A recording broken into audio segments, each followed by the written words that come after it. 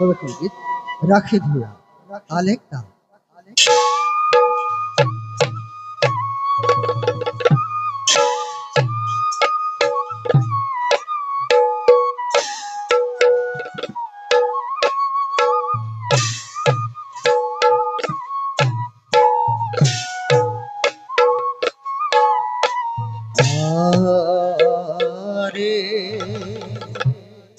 পর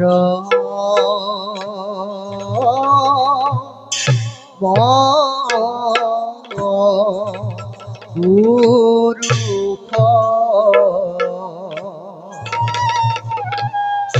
প্রভু দিলা